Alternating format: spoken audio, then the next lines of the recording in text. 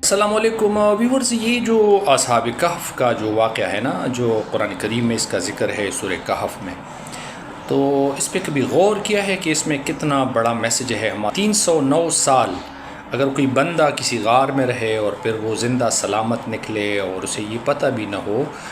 کہ بھئی میں کتنا عرصہ سویا، گھنٹہ، 2، 5 یا 1 دن۔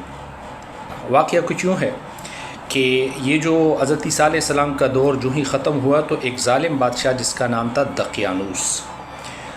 وہ تخت پہ بیٹھا اور وہ بت پرست تھا اور خود کو خدا سمجھ رہا تھا۔ تو اس وقت کے چند جوانوں نے حق کا ساتھ دیا، اور یہ ہمیشہ ہوتا آ رہا ہے کہ ظلم کے ساتھ ساتھ کچھ ایسے لوگ ضرور پیدا ہوتے ہیں،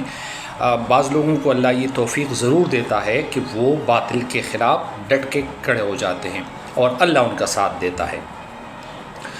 تو یہ جب ان کو پتہ چلا کہ بھئی یہ تو میری خدائی کو نہیں مان رہے، تو اس کے پیچھے پڑ گئے اور وہ وہاں سے نکلے اور ایک غار میں پناہ لی۔ 309 سال انہوں نے گزارے اور انہوں نے سوچا کہ ایک لمحہ تھا۔ تو جو اس کا بنیادی میسج ہے وہ تو یہی ہے کہ پروردگار جو ہے وہ تمام انسانوں کو پھر سے زندہ اٹھائے گا اسی طریقے کے ساتھ۔ دوسرا جو میسج ہے نا وہ یہ ہے کہ توکل علی اللہ، کہ اللہ پر جو توکل کرے گا اللہ ان کا ساتھ دے گا۔ اور جو سب سے بڑا اس کا جو بنیادی میسج ہے وہ یہ ہے کہ جو بندہ بھی حق کے ساتھ کھڑا ہوگا، اور وہ جو مخالف ہے نا وہ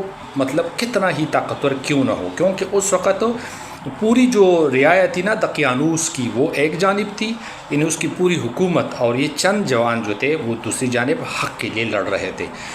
تو اللہ تعالیٰ ان کا ساتھ ضرور دے گا اور برخرو کرے گا اور کامیابی ان کو ضرور دلائے گا۔ میں اکثر اس پہ سوچتا تھا کہ جو بندہ حق کے لیے لڑتا ہے اور باطل کے خلاف ڈٹ کے کھڑا ہوتا ہے، تو اس کے لیے میں کون سا کیا لفظ استعمال کروں کہ اللہ اس کا انعام اس کو کس طرح دیتا ہے؟ تو یہ اصحاب کہف کا واقعہ سامنے ذہن میں آیا کہ یہ سب سے بہترین اگزامپل ہے کہ اتنی بڑی طاقت کے خلاف اگر آپ کو کامیابی نصیب ہو جائے تو یہ پروردگار کا ساتھ ہے، کہ اتنی بڑی طاقت کے خلاف بھی آپ کامیاب ہوں گے، آپ سرخرو ہوں گے۔ کچھ موویز ہیں نا جو اسلامک ہسٹری پہ بنے ہیں، دا میسج ہے،